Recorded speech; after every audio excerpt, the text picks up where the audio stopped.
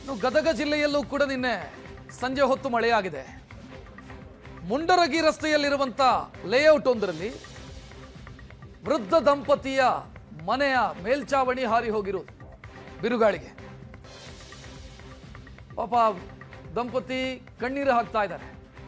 ದಿನಬಳಕೆಯ ವಸ್ತುಗಳು ಎಲ್ಲವೂ ಕೂಡ ಹಾಳಾಗಿದೆ. ತೀರಾ ಬಡವರು ಗುಡಿಸಲು ಕಟ್ಕೊಂಡಿದ್ರು, ಅಂದ್ರೆ ಶೆಡ್ ಕಟ್ಕೊಂಡಿದ್ರು. ಆ ಶೆಡ್ನ ಮೇಲಿದ್ದಂಥ ಸಿಮೆಂಟ್ ಅಲ್ಲ, ಕ್ಷಮಿಸಿ, ಆ ತಗಡಿನ ಶೀಟುಗಳು ಬಿರುಗಾಳಿಗೆ ಹಾರಿ ಹೋಗಿರು. ಪಾಪ ಅವ್ರು ಕಣ್ಣೀರು ಹಾಕ್ತಾ ಇರೋದನ್ನು ನೋಡ್ತಾ ಇದ್ದೀವಿ. ದಿನಬಳಕೆ ವಸ್ತುಗಳೆಲ್ಲವೂ ಕೂಡ ಹಾಳಾಯ್ತು. ಇದ್ದಿದ್ದೇ ಇದೊಂದು ಚೂರು, ಅದು ಇಲ್ದಂಗೆ ಆಗ್ಬಿಟ್ಟಿದೆ ನಮಗೆ.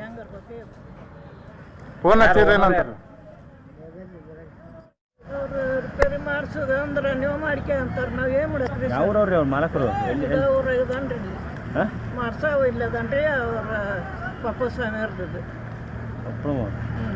ಮಾಲಕರು ಯಾರು ನಿಮಗೂ ಪಕ್ಕ ಗೊತ್ತಿಲ್ಲ? ಅದನ್ರಿ ಕೆಲಸ ಮಾಡ್ಸಕ್ಕೆ ಅವ್ರು ಹಚ್ಚಾರಿ. ಇಲ್ಲಿ ಬಸಣ್ಣ ಸರ್ ಅಂತ ಹೇಳಿದಾರೆ. ಬಸಣ್ಣ ಬಸಣ್ಣ ಹೆಸರೇನು? ಬಸಣ್ಣ ಅಡ್ಡ? ಹಾಂ, ಖಾನಾಪುರ.